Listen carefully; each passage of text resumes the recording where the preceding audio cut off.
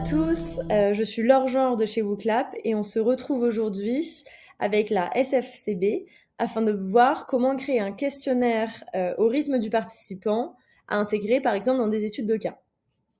Donc, typiquement, une étude de cas peut ressembler à cela. Donc, j'ai pris un cas qui a déjà été créé par la EFLM. Et donc, on voit les documents analysés et à la fin de l'étude de cas, on trouve le QR code que l'étudiant et l'apprenant peuvent scanner avec leur smartphone.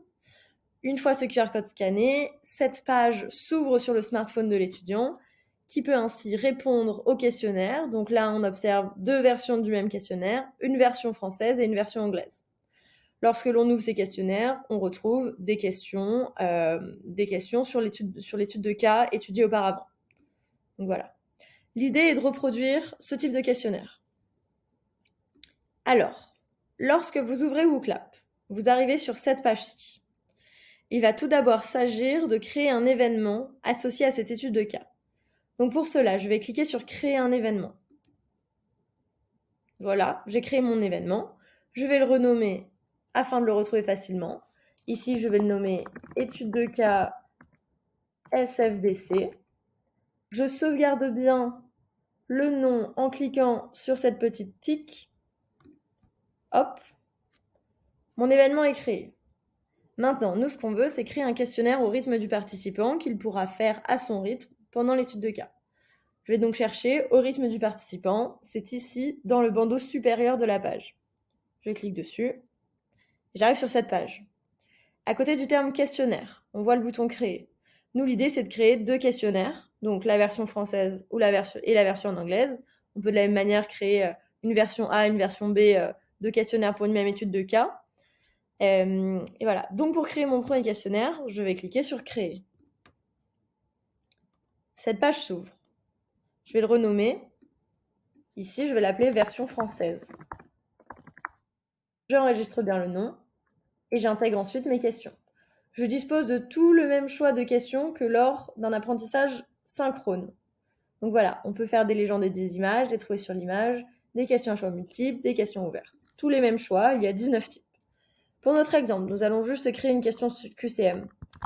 Quelle maladie a le patient? Maladie A,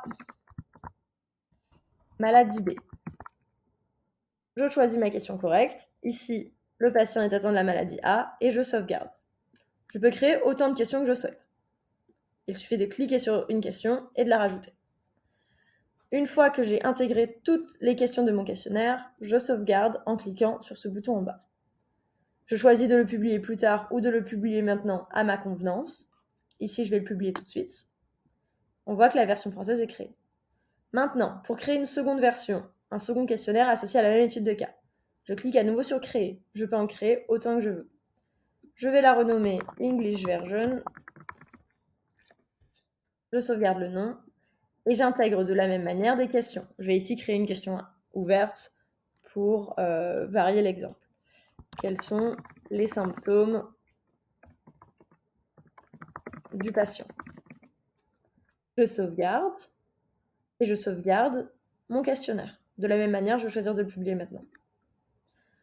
Maintenant que mes deux questionnaires sont créés, si je souhaite les intégrer à ma présentation et intégrer le QR code à la fin de mon étude de cas, je clique ici sur le bouton vote. Je vois que cette slide, comment participer, apparaît. C'est la même que lorsque je fais un questionnaire en synchrone. Je clique sur afficher. Elle apparaît à mon écran. Et pour extraire le QR code, il me suffit de faire clic droit sur ma souris d'ordinateur et de cliquer sur copier l'image.